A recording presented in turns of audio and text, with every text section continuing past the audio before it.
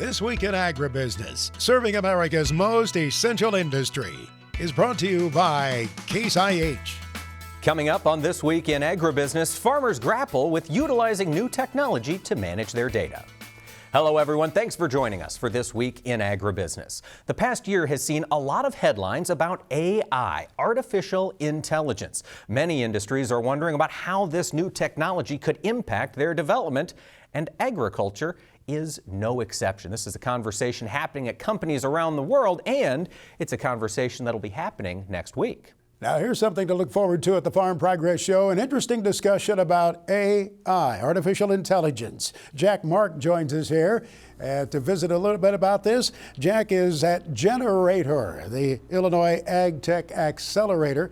He's managing director of the Illinois Ag Tech Accelerator at Generator. Jack, let's talk a bit about this AI. Traditionally in agriculture, it meant artificial intelligence. No, it meant artificial insemination in the livestock industry. Artificial intelligence is so much a part of our lives already right now, and I think more and more people are fearing it. We should not, should we?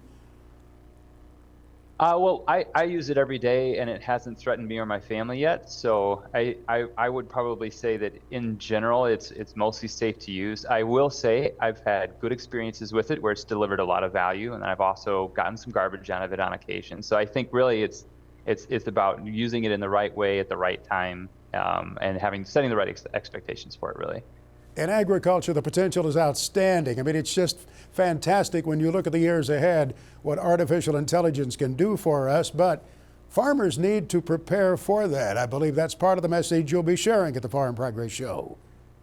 Absolutely, and I think really when you get at the root, of how artificial intelligence really works, what feeds artificial intelligence is massive amounts of data. And the reason why we call it artificial intelligence is because the software or the systems that leverage that data function in ways that are kind of similar to how the neurons in our brain work. There's not a ton of creativity in how that actually is executed, although sometimes it imitates that creativity. But at its very root, AI as a solution exists to help us make sense of massively large data sets that are very difficult for a person to read through and understand. So if you imagine the volume of information that comes off of a tractor, that comes from satellite, that comes from all kinds of different systems that farmers are using today, I think it's safe to say that in many cases it's becoming overwhelming. And artificial intelligence is a solution that helps make that less overwhelming so that it takes that information and distills it down into a few things that are actually useful. That's the promise, that it can get to something that is actually useful. Farmers have found, as we've been advancing through technology, that data, the accumulation of data, is so vital to be able to build upon the previous growing seasons, for example. The more data you have, the better your judgments can be. Data, that's still crucial, isn't it? The more you have, the better this tool will work. That's exactly right. And one of the things that was really fascinating that some researchers discovered earlier this year, although I didn't really quite find it to be as eye-opening as I think some people did, they found that better data actually works better. Imagine that. And so there's a data quality element to this as well. So the people that are collecting the data and managing the data, there's certainly an advantage to doing that well, or using the right tools to do that, to get to quality data sets when you're done, to get to something that you go from basically having data to having useful information. So the sooner the better then to make this adaptation. That's right. Thank you to Jack Mark joining us here from Generators, Illinois Ag Tech Accelerator. They'll be at the Farm Progress Show. This portion of This Week in Agribusiness is brought to you by Firestone Ag. The Firestone Ag Dealer Network offers you the support, inventory, and resources you need. Visit firestoneag.com to find your local certified dealer. And it's time to talk markets. Joining us this week is Matt Bennett of agmarket.net. Matt, we saw the commodity markets get really some information on yield as crop tour season gets underway. Little bearish, it seems, at least on the corn side. Yeah, I mean, that's the way the market's handling it. I mean, the interesting thing, when you start to kind of dissect it, I want to look at, where does Pro Farmer usually come in versus what the USDA says? So far, it seems like a couple of these states, actually Pro Farmer suggesting maybe USDA is a little high on yield. Like, for instance, in Indiana, maybe up to 8 to 10 bushel too high. And so it's going to be very interesting, especially as we go through all this heat, what adjustments might be made. My initial observation after the August report is that as of August 1, the crop was different than August 10th, for instance, or 12th, because we had all that rain. Now you've got all the heat. So, I mean, who knows? Maybe USDA was fairly close on their August estimate. When would you expect to see the USDA make their next adjustment to yield, Matt? Yeah, on the September 12th report, I believe it's on the 12th, on the September report, they're going to be in the field. Okay, so the Pro Farmer 2 is very important this month because USDA used to be in the field in August. They're no longer. But on the September report, it's going to be very closely watched, of course. It'll be very interesting, in my opinion. I don't look for huge adjustments, actually. Again, you had a lot of rain early in August, then you turned around and you had a lot of heat. So I think maybe some of the ground you picked up, you might have lost. It'll be very interesting how it's dissected, but at this stage of the game, I'm probably in that like 174 to 175 and a half range on corn, and I do think that 50 to 51 number on soybeans looks fairly safe right now. Matt, thinking about the corn crop in particular, we saw that $5 mark in December kind of slip into the rearview mirror here a few weeks ago. Any of the data coming out of this crop tour enough to get $5 back in the cards for December? No, I'm afraid not, Mike. And I know some people are probably shaking their heads saying, I don't like this guy very much, but here's the deal. Let's say we dial back yield 2.5 to 3 bushel. If we did that, Mike, given the USDA's demand numbers, we're still looking at a 2 billion type carry. What scares me is that I still think they're way high on exports. So we don't have the data to show that we're even coming close to keep that pace. So I'm concerned that even with the supply situation, you don't have the demand to support an above $5 price as far as keeping it around for a while.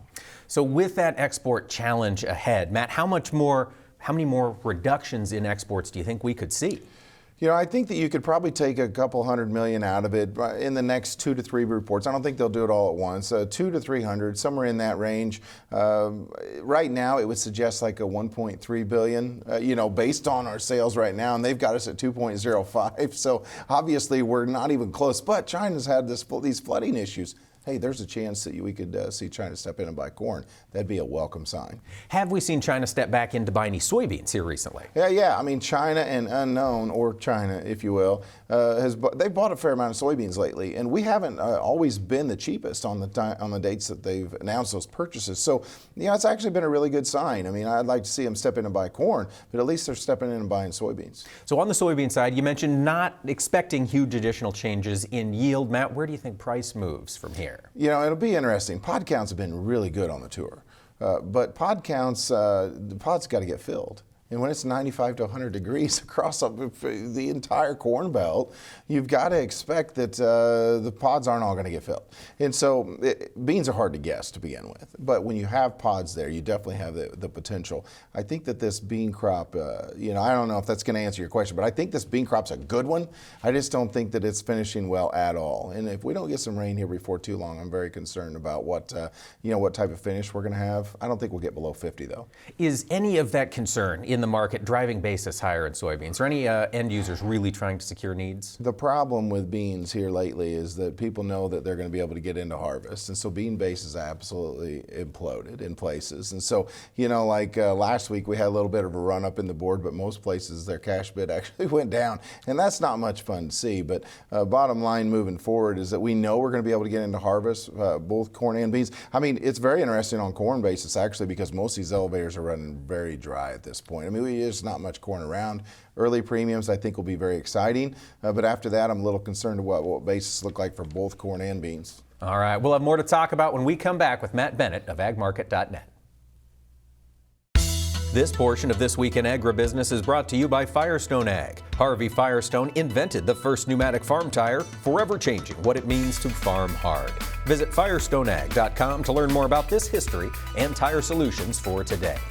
We're discussing the commodity markets with Matt Bennett of agmarket.net. Matt, we talked about the volatility in corn and bean prices this past week, but there's also been some good news for growers, which is fertilizer prices finally starting to correct a little bit. Yeah, I mean, it's a completely different situation and environment than what we saw this time last year. Last year, whenever I went to Farm Progress Show, I had a lot of question marks about, hey, guys said, hey, what do we do on fertilizer? It's so expensive. But at the time, you had D's corn trading 6 1/4, 6.30. I said, you know what? I don't have any problem with you buying the fertilizer. The problem is if you don't go ahead and sell corn, now you've opened yourself up to the event that corn would move drastically lower. And we all know that whenever the prices are whatever they are for a period of time, we take for granted they're going to stay there. Right now, Mike, the nice thing, the good news that you mentioned is that, essentially fertilizer is about half what it was a year ago. And so, we're hearing about anhydrous in that $550 to $600 range. We're hearing about, I don't know, DAP is running maybe $650 to $700 and potash $500 and below. And so these are drastically different than the prices we saw a year ago. Do I still want to lock some corn in if I do that? Probably. I think the question you got to ask yourself as a producer is, do we feel comfortable that $5 corn is going to stay around for perpetuity? We all know that the chance that it could go down is certainly there, and I would say if you ask most growers, they're going to say, I think we could see closer to 4 than 5 this time a year from now. If that's the case, if that's you, why aren't you selling some? Why aren't you hedging some risk? Are you advising growers broadly to hedge some of 24's production, either corn, beans, or wheat? Yeah, I mean, absolutely on corn and beans, we've been in that camp. 20 to 50% depending on the grower. Now, if you go all the way to 50, it's got to be a flexible strategy. We know so much can change in the world between now and, for instance, next year. But let's look at world numbers, for instance. Both corn and beans, you don't have a story as far as trying to get bullish. Corn, you're looking at over 300 million metric tons. For soybeans, we're going to go from about 103 to around 120 as far as million metric tons. Bottom line is the USDA is saying we're going to grow about 33 million more tons year on year worldwide, because they're just assuming Argentina's going to have a normal crop. Brazil's going to have a normal crop. God forbid they have a bumper crop. So whether you're talking corn or beans, I can't make a bullish story when I start talking about world supplies. So it's a little bit different, on the domestic situation, especially for soybeans. But that's the reason why we've stepped forward, want to make some sales. I don't want to get super aggressive without some flexibility, but by all means, I don't want to sit on my hands either. So corn and beans, it's tough to find that bull story. The wheat market, Matt, up and down all year long. Is there a narrative there you're watching? The problem with the wheat is that any time that we've gotten a big run up, we know it's typically because we've got bombs flying, okay? And so the Black Sea region, we know that wheat is in that part of the world. We know that Russia's got this amount of wheat, huge supply of wheat that they can export. But whenever you start to damage the outflows into the rest of the world, it gets everyone excited. But you see that these rallies don't last very long. And I think that what it tells you is that people are still comfortable with the fact that wheat's there. They know it's going to find a home eventually, first of all. And second of all, I think people are comfortable with how much total wheat we have. Now, whenever I look at carryout, both globally and domestic, I mean, we're running a lot tighter than what we have in the past. It seems like we're just getting more comfortable with that 30 to 35% carryout type whenever it used to be 50% and above. Okay. Livestock, Matt Bennett, we've seen the cattle market stay up here in and out of record territory all summer long. Does that continue as we head into fall? Yeah, I mean, here's the thing. What's the economy do? And that's my big question. Okay, whenever I look at fat cattle, I've been a bull, quote unquote, for quite some time. The thing is, fundamentally, Mike, it's one of the most exciting things I've seen in my career. Here's the thing. The guys in the West, thank goodness that they've healed up somewhat as far as moisture is concerned. They've been selling heifers right and left, making a ton of money doing it. So they're healing up in other ways as well. And I like to see that. When they start retaining heifers, cattle on feed numbers will be so low that you're going to really struggle, in my opinion, to not go to new all-time highs. Do we make a run to 200? I think that you'll see it on the board, okay. But time will tell. Time will tell. It is an interesting time to be in the ag production markets. We've been talking with Matt Bennett of agmarket.net. Matt, thanks for joining us this week. Absolutely, yep. Colby Ag Tech is brought to you by Copperhead Ag Products. Visit copperheadag.com for more information. Back in the mid-1990s, I remember when Dad bought for our farm a John Deere 4430 tractor. It was the first cab tractor we'd had on the Pearson operation, and I really appreciated that protection when the winter winds came hard. Now, cab technology has continued to change in advance. Our tech correspondent, Chad Colby, has the chance to climb into lots of tractors, and he's been analyzing those cabs recently in particular. He sent in this update for us this week. We're all used to seeing new shiny equipment, but one thing that's happened over, I would say, the last 4 years is a real concentration on what happens in the operator area. And in this case, Fendt was kind of the first one. They actually debuted it at Agritechnica, and as you notice, there's no steering wheel in this combine. Now, when I drove this for the first time back, I believe in August of 21, I was super impressed. And as we all know, you can buy this combine now without a steering wheel. It's kind of commonplace. Also at Agritechnica back then, John Deere showed a futuristic look at what our cabs could look like in the future. Again, driving with a joystick, no steering wheel. This one had a display that went up and down in the center console, and all that connectivity. And connectivity goes way past a corn planter. We're talking connectivity with other implements hooked to the tractor, and so on and so forth. With the Farm Progress Show right around the corner, I wanted to put this bug in your ear, and that's check out some of this new technology in these cabs. Klaus just rolled out a new line of tractors, and I was quick to jump at the opportunity because, quite honestly, we can talk about this new tractor. And when I was there this past week at the Farm Progress Show, as the show was getting set up, I was quick to stop and run up and look inside this new tractor, and it is impressive. The operator station is amazing, and it looks to me like a clean sheet design. They threw out all the old ideas, and we're going to start over. And boy, they did it here. And as you walk around, you start looking for normal things. And this tractor, an exceptional view in the cab. You look around back and you're like, wow, this is really different. Why is the fuel tank here? That made no sense. But as you look around the tractor, especially on that right-hand side, you realize really quickly what they did. They got rid of that big muffler system that's normally on a conventional tractor. They mounted it down on the right-hand side there, as you can see in this video clip. So when you're at the show, be sure to check out neat new ideas like on this Klaus tractor, and you can certainly bet there's going to be a lot more great innovation to see at this year's Farm Progress Show that's coming up next week in Decatur. We certainly look forward to seeing you there. For This Week in Agribusiness, I'm Chad Colby. Thanks, Chad. It's incredible to see these ag companies reevaluating what it takes to make a successful tractor out there in the field. Folks, stay with us. We're going to be talking about a successful weed eradication program later on in the show. Max had a chance to sit down with our friends at BASF for another one of the Plan Smart, Grow Smart series, this time looking at keeping those fields clean. Leave it here. We'll have more This Week in Agribusiness when we return.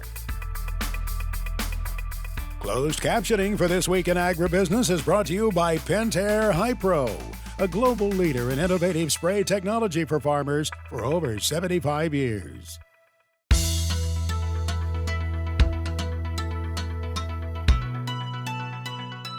Welcome back to This Week in Agribusiness. As August comes to a close, the calendar tells us we are getting very, very close to Farm Progress Show, happening next week in Decatur, Illinois. Joining us now for an update on the event is Matt Youngman. He's the National Events Manager with Farm Progress. He joins us from the grounds in Decatur, Illinois. And Matt, how are things looking? Very good, Mike. It's been awful hot here during setup, but the forecast for the show looks tremendous. The corn's coming off. We're tuning up brand new combines and getting things prepared for some wonderful field demonstrations this year. Farm Progress Show, of course, has a lot going on across the acreage there in Decatur. Matt, you mentioned the corn crop is coming along. It's coming out of the ground. How many acres of corn will be harvested by combines at the show this year? By the time we get done with Thursday at the show, we will have taken out 350 acres. We end up taking about half of it ahead of the show to create room for the autonomy demos, the ride and drives, the drone demos, the rise, and then get the headlands opened up, and then also give those exhibitors a little bit of room to tune up not only the combines, but the tillage tools and do the tiling and everything else that we need to put on the show. Well, this week we're talking a lot about corn yields. Matt, can you give us a taste? How do yields look on the grounds? Well, the first load, all I can report on is the first load that went in. It went in at 25%, and we're several days out from the show here as we speak. And so we're looking at corn that's going to be perfect moisture come showtime. And there aren't any yield monitors that are calibrated, but they're thinking it's in the neighborhood of 200 bushels coming out, which is really pretty impressive for 87-day corn in central Illinois. Absolutely. 87-day corn that was impacted by that derecho earlier this summer. Matt, for folks who are regular Farm Progress Show attendees, this is the first time it's been back in Decatur since 2021. Are there any big changes to the grounds that we should know about? The biggest change is the partnership with Illinois Soybean to put asphalt underneath the Varied Industries tent. We did that last year in Iowa with Iowa Soybean. Now, same partnership with Illinois Soybean. It really cleans up that Varied Industries tent where we used to have dust and wood chips and maybe mud in there. Now it's a nice, firm, solid footing for those exhibitors and visitors that go in the Varied Industries tent. The other thing that we've done with that tent is make it bigger than we ever have. It's the largest tent we've ever put up, 680 feet by 66 feet wide, over an acre of roof that goes all the way from West Avenue to Central Avenue. So, and it's chock full of exhibitors. We're really excited about letting everybody get a chance to see that. Absolutely, that hard surface to walk on no matter what the weather does at the Farm Progress Show. You're going to keep your shoes dry at the Varied Industries tent. Matt, you mentioned there are all sorts of exhibitors in that tent. What can attendees find if they wander through there?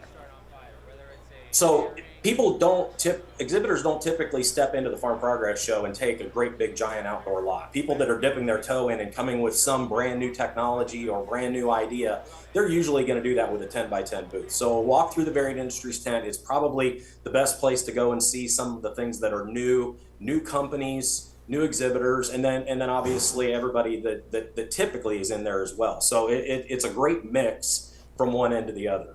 It certainly is, and there's no shortage of things on display at the Farm Progress Show. Matt, you mentioned that corn coming off about half of it before the show gets started to make room for the autonomous showcase. We hear more and more about autonomy in agriculture. How can folks engage with it at Farm Progress this year? Just outside of Gate 3, out north towards the tram loading area where you go to take a look at the regular field demonstrations, that's where we have the autonomy zone. And for several shows now, Raven has been kind of the only game in town, and they do a great job. They're coming out with a new product on their path to autonomy. But it's becoming more of an accepted thing, and there are other people that are competing in that space. So you're going to have two other companies, Mojo and Sabanto, that have their autonomous solutions to market to these growers. So a chance to go and watch these folks compete head-to-head on their ideas. And these machines will be running. I'll be able to stand there and watch driverless machines operating in the field, correct? You will. You'll get to watch, and in the harvest demonstration, Raven will be running their auto cart that is going to be running right next to the New Holland Combine without a driver in it. And then also over all day long in the autonomy demo area, that's where you'll get to see Sabanto and Mojo and their versatile tractor. So we're really excited to have competition out there, as in addition to the wow of having those autonomous machines. Matt, in our tech segment this week, Chad Colby talked about the advancements that have come to tractor and combine cabs. I know the Ride and Drive gives folks a chance to sort of experience those new cabs up close, doesn't it? That's exactly right. Case IH is going to have 3 machines out there in the Ride and Drive, and then several other companies will have different tools. Can't forget that Polaris and Kawasaki both have new side-by-sides that they're unveiling at the Farm Progress Show, and you get to get in the cabs of those. And then Chevrolet pickups. It's just kind of a wide variety of the things that you get to experience throughout the day. And of course, Matt, if you're on the grounds, you're walking around, you need to refuel yourself. Can you talk to us about the hospitality tents, food? How does that all work at Decatur? Yeah, the hospitality tent, our hospitality building at 6th and Central, all the action, you guys will be there, filming this show. And it's a stage full of activity. Really excited about that.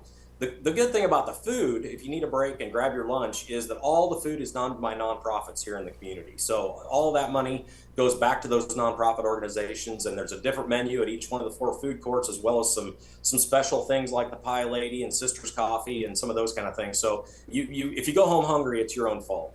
That's so true. Now, Matt, it's coming up next week. Folks can still get onto the website farmprogressshow.com for tickets. Is that right? That's exactly right. farmprogressshow.com. You can buy your advanced tickets for $15, $20 at the gate, and you can surf around the map so that you be sure to hit everything and don't have to backtrack on these 7 miles of roads. Plan ahead, folks. We'll see you there next week for the Farm Progress Show. That's Matt Youngman, National Events Director with Farm Progress. One more time, folks, that website, farmprogressshow.com. Get on now. You can buy those tickets in advance, save $5, and be prepared when you get to the door. We'll see you next week in Decatur. This Week in Agribusiness, serving America's most essential industry, is brought to you by Case IH.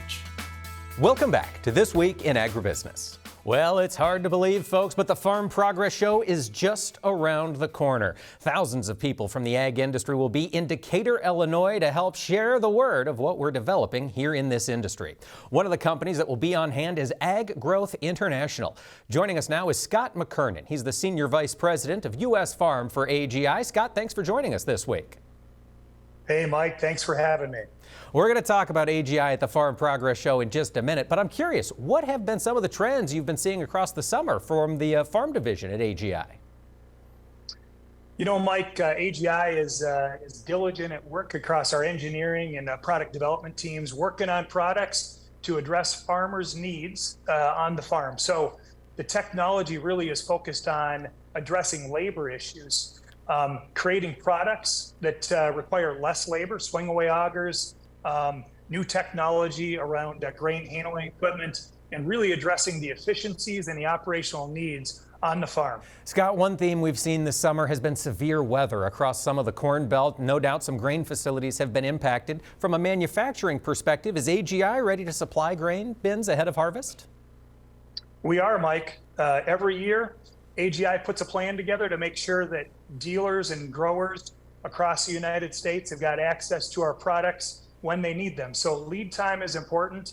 We've got a number of facilities that have some duplicate processes to pick up capacity as we need it. So we're ready for that seasonal demand.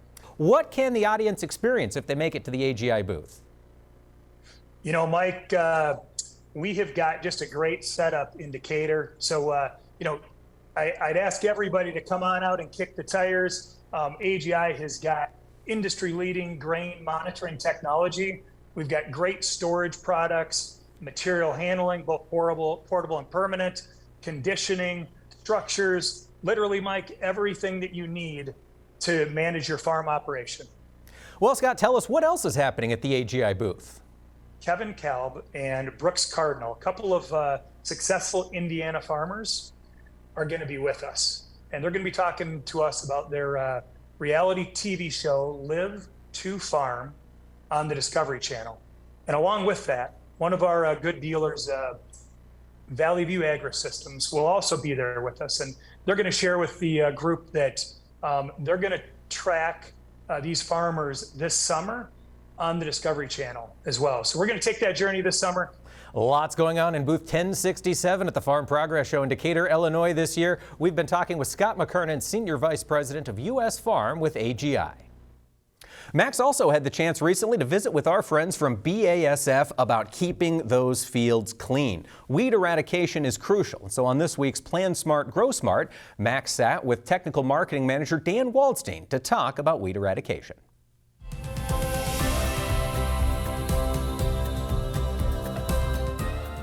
Let's talk about weeds. I think there's a few trends that are happening that are making weed control a little more challenging. You have no doubt seen personally some of the fields where there's been a resistance problem. How bad has it been? When you look out there, how bad has the weed situation been in some of those fields? The HPPD resistance has certainly been around for a number of years, but the last 2 or 3 years we've heard a lot more reports of it. We actually conducted a pretty wide survey for retail agronomists last year, asking them if they're having problems with weed control using HPPD inhibitors, and 50% of them said yes. That was a surprise to me. I expected that number to be far less than that. So that tells me that it is a serious problem. It's not getting any easier, so we really need to preserve the tools in the toolbox that we have as long as we can. I hate to use the phrase train wreck, but unfortunately we're seeing more and more of those type of situations. What could a grower do? So I think changing from reliance on post herbicides, certainly that's still an important tool, but looking more at residual herbicides. So we talk about attacking the weed when it's at its weakest, and that's really as it just germinates before it gets out of the ground. It's got just one growing point. The weeds that are in post-type application situations, they could have potentially dozens of growing points. They're much more difficult to control. The day and age where we wait for weeds to get up and emerge to spray them, I think that's where we start getting into trouble situations. So It's got to be, we like to use the word proactive rather than reactive. We know it's challenging. Weather presents challenges, whether it's rain or even windy conditions, where we can't spray. But that's where getting the pre on at planting. In some cases, to cover the acres, we need to probably start even before planting. That's where we need a real strong residual product. Get that down and get off to a good start. Can I assume there's a BASF solution? That's right, yeah, Certain herbicide. It's been a long time coming. We started working on this research and development project back in 2012. And the concept was to take a chemistry that previously and currently could only be used pre because of crop safety issues and injuring the crop, and taking that and making it a post-flexible product so we could go early post as well. We're excited because Certain will be the first ever solid encapsulated herbicide on the market. It's a reminder of the importance of that ongoing research, isn't it? BASF is certainly committed to research and development. I think that's a large part of our success, the new innovations that we come out with really almost on an annual basis. Thank you, Max, and thank you, Dan. And folks, if you'd like to see the other segments in the Plan Smart, Grow Smart series, just visit the website, plansmartgrowsmart.com. Greg Solier now brings us his farm weather forecast for the week ahead, presented by Pivot Bio Proven 40. Predictable, productive, weatherproof. Turn to a better nitrogen. Turn to Pivot Bio Proven 40. Learn more at pivotbio.com. Well, it's time to take a look at the forecast. Meteorologist Greg Solier joins us now. And Greg, looking out at the West Coast, it's been active for the past week. Does that continue? It does continue on, but this time we think a more significant rain system for the Pacific Northwest and actually the Cascades on west towards the Pacific, Rogue River Basin, Willamette Valley, areas that might have been missed out from Hillary's northward extent on tropical moisture last week. So a little significant weather system finally on the move and pushes some cooler air for the Corn Belt locales that we'll get to in just a second. And this is a pretty snappy upper air trough and still some remnant moisture from Hillary. Wouldn't be surprised. Pop a couple of severe storms into the Pacific Northwest. Here's the layout early in the week. Pretty quiet weather pattern across the Dakotas, southern Canadian prairie. Fire situation easing some here and hopefully some significant rain, more rain than thunder and lightning, especially the lightning end of it, into Washington State and British Columbia with fire concerns in mind. That weather system will deepen on its move over the middle and late parts of the week and shift into the northern and central plains with a pretty good round of showers and thunderstorms. Enjoy it while you may. Signs that from about the Missouri River on eastward, we're going to move back into a drier weather pattern, and it's just that into the Pacific Northwestern reaches here later on into the week. Down south in through California, boy, big rains, almost a year and a half worth of rain over the past week to 10 days from Hillary. And the tropical Pacific still very active. That's a trademark of a moderate to strong El Nino. So there's another system well offshore, but we'll kick moisture back northward, accentuate the monsoon setup, and back to chasing these local downpour producing showers and thunderstorms in the southwest. High humidity as well, and the core of the heat easing somewhat, but still hotter than usual. And I tell you, much of Texas, whether it's pasture lands or cotton country, blowtorched out there on the latest crop ratings. Here's another system offshore. Moisture moves back northward. Scattered showers and thunderstorms across the southwest as the week wears on. Note the push of cooler, drier, far more comfortable, more typical air for the time of year into the Great Plains later on into the week as well. Well, those high temps were gathering a lot of headlines across the central Corn Belt last week. Greg, what do you see as the issues this week? Mr. Samuelson's place up there in the Kickapoo, 104 degrees there last week. My goodness, Waterloo, Iowa, 105. Those dew points, atmospheric measure of moisture. You feel the stickiness, if you will, in the air at a dew point of about 65 to 70. We were off the charts with lower 80-degree dew points into parts of the central Corn Belt. Those corn plants putting moisture back into the atmosphere. In any event, back to more seasonal conditions here, temperature-wise. Next photoboundary on the move across the upper Midwest, and it has with it another push of cooler, drier air settling on southward. Maybe a stray shower thunderstorm into the western Corn Belt as the heat works back northward into the plains. A very comfortable go of it for farm progress down in Decatur as the week wears on. Southern Plains states areas. Here's another system. Actually, they're coming in off the southwest Atlantic, southern Gulf, and working through Old Mexico. None of these days, I think, are going to be anything of significance. But what weather? Rio Grande Valley, hot and humid weather into the Delta region. And of course, things are just in a world of hurt down through Texas, coming off the 3-month heat wave weather pattern with the crops in mind. Another system across the western Gulf making its way across the Rio Grande out through Baja with cooler, drier air scheduled, Mike, again, for much of the Corn Belt to the Ohio Valley later in the week. Well, take us through all the way to the Atlantic seaboard. Greg, what do you anticipate? A pretty quiet weather pattern across the tropical waters of the Atlantic. That's good news as it applies to the eastern states. Here's a push of cooler, drier air across the Corn Belt. The heat and humidity down across the Ohio, back across sections of the Ozark. Not bad for this point in August, coming off, that intense heat wave weather pattern.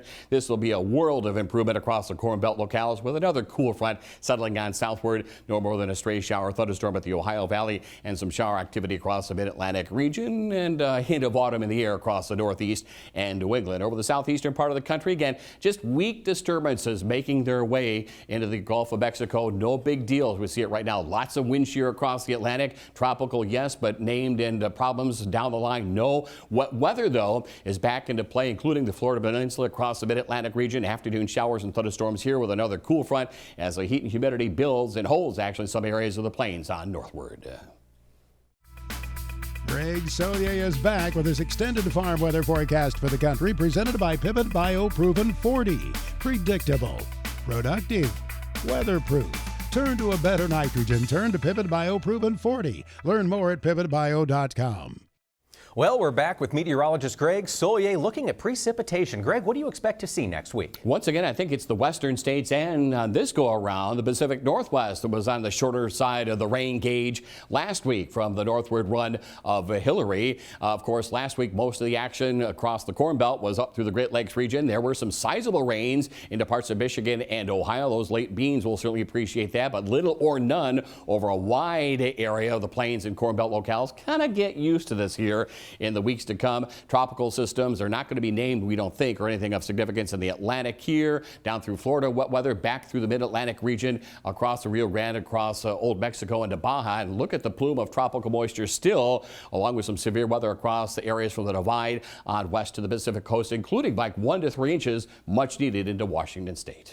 Greg, when we get to September 4th, that week, are those hot temps still a concern? They're still into play here, and I think warmth, if you will be the story going forward into fall and early winter with El Nino and high overdrive. But we do have an influx of a nice change coming off the heat wave and high humidity still through the northern Corn Belt. Normal temperatures mid-Atlantic region into the plains. The heat across the deep south, nothing unusual here, nor across the areas from the Black Hills to California and the Pacific Northwest. Still a very active Pacific basin kicking moisture northward. A couple of systems ashore into the Pacific Northwest, so that's good news. Along the Canadian border as well and points on northward. Storm clusters, here's that ring of fire still into play for the upper Great Lakes region and Midwest, and the tropical rains I think are non-threatening, at least from a hurricane standpoint, but a wet weather pattern over the southeastern part of the country, high and dry, Mike, for many areas of the heartland. Greg, as you get towards the week of September 11th, does fall start to make an appearance? Not quite yet here. For areas of the northeast of New England, just a glancing blow, the last of that cool air lifting out. Look at the big hot ridge once again. Throughout the nation's midsection, you're going to come up with another run with time of these ridge-riding thunderstorms. Warmth across the southeastern part of the country from California northward, and it is an active weather pattern for the southeast, upper Midwest, the northeast of New England, and plenty of deep tropical moisture from Old Mexico into the western states. Sometimes, Mike, this time of the year and that time of the year as well, flash flood and severe potential. Greg, what do you think about the last week in September? Welcome to autumn, but anything but an autumn feel here. There's some cool air building northward, but don't think it's going to come on southward. But the squeeze play, the jet stream pattern here, will keep a pretty busy weather pattern going for California, northern plains across much of the Corn Belt and into the southeastern states as well. Next on This Week in Agribusiness, it's Max's Tractor Shed, spotlighting another great American tractor. We have noticed when there are special family events, quite often there's a favorite old farm tractor there that is participating in that event. Many times through the years, we have featured tractors that were there for that special wedding day. There's one this weekend in Max's Tractor Shed. Max's Tractor Shed is brought to you by our friends at Mystic Lubricants. We're proud of their sponsorship. They've been with us for many years. Mystic Lubricants are made to make it last. Well, the Zachary family in central Illinois has a great collection of J.I. Case equipment. We've seen them many times at shows through the years. In fact, I'm proud to say that the Zachary family was with me on a number of tractor rides back in the early days when we were doing those rides in the early 2000s. And on several occasions, Kelly Zachary was there.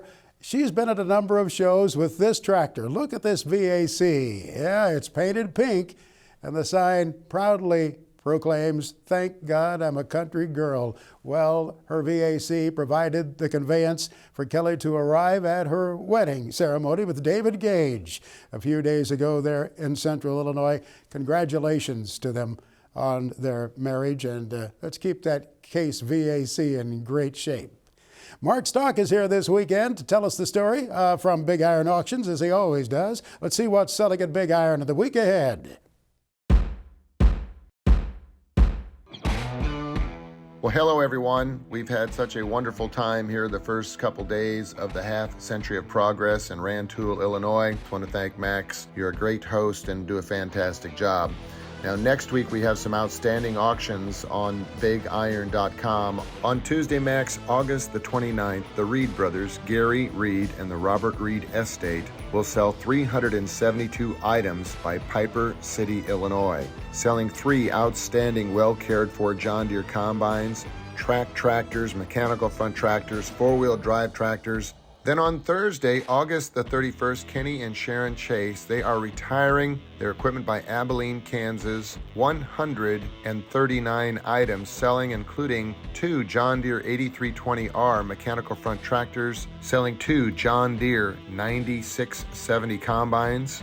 And on Thursday, August the 31st, Jack Steel Retirement Sale will take place by Wosley, South Dakota. 31 items, late model John Deere 6155M mechanical front tractor, a 2019 John Deere S770 combine with only 486 separator hours, a 2018 John Deere 9520R 4-wheel drive tractor with only 702 hours. And we'll see everyone next week in Decatur, Illinois at Farm Progress.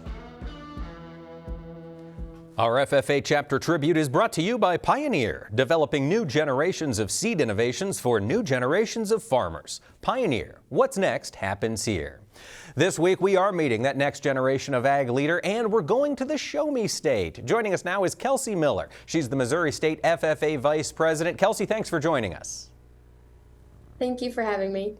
If you would, tell us a little bit about what agriculture's like around your hometown of Jonesburg. So, like you said, I come from Jonesburg, so we have a lot of small rural farms. We do have a little bit of the urban area that's closer to where I went to school, but out in where I live, we have a lot of cattle operations, row crops, and so growing up on a cattle operation, I've had this amazing opportunity to be able to, ever since I was 2-3 years old, go out with Grandpa and go feed on the farm and just learn so much about agriculture. How did FFA help you learn more about the ag industry? So before I actually joined FFA, I was a part of a local 4-H club that kind of introduced me to a little bit more of agriculture. And then once I joined high school, I was so welcomed in by my local FFA chapter that I wanted to pursue more than just the local chapter level. And so I would join different contest teams and speaking events. And then that finally brought me to running for an area office, spending that year being an area officer, and then now as a state officer, which has broadened my horizons of every opportunity. As you look out for your year of service as a state officer, what are you most excited about, Kelsey?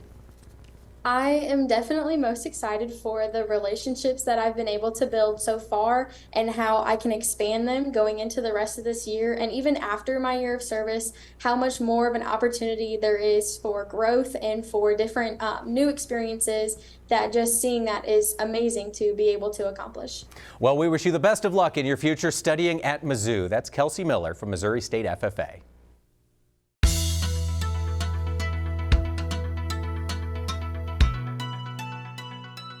Well, folks, as you know, education is essential to the Farm Progress Show's success, and it's also essential to the work of PERC, the Propane Education and Research Council. We're going to be combining those two things in Decatur next week, as PERC will be there.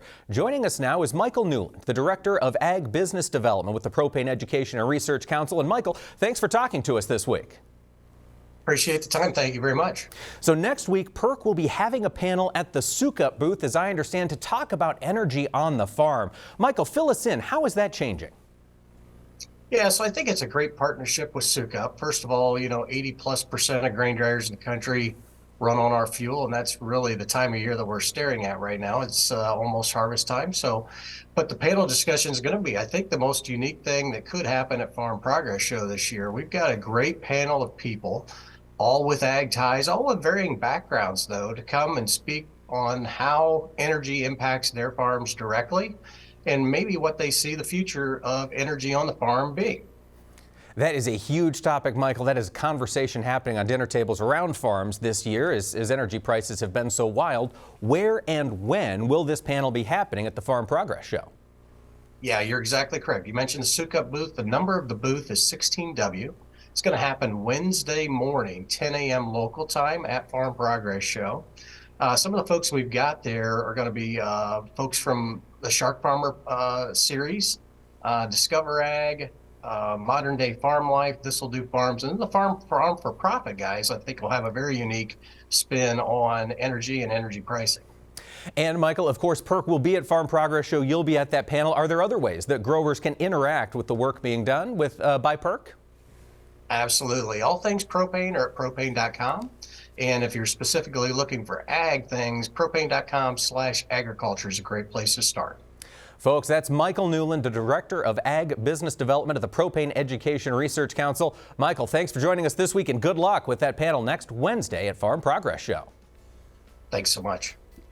Well, folks, when you're making plans to come to the Farm Progress Show in Decatur, make plans to come on Tuesday. Max and I will be taping This Week in Agribusiness at 2:30 p.m. in the Hospitality Building at the corner of 6th and Central Streets. That's at 2:30 on Tuesday. We'd love to see you then. And tune in next weekend. We'll have more This Week in Agribusiness, same time, same place, right here. This Week in Agribusiness is brought to you by Case IH.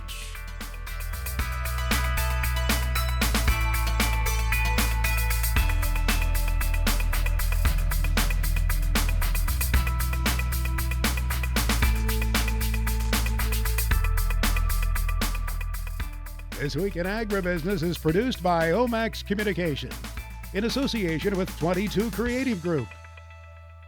We invite you to visit us online at agbizweek.com.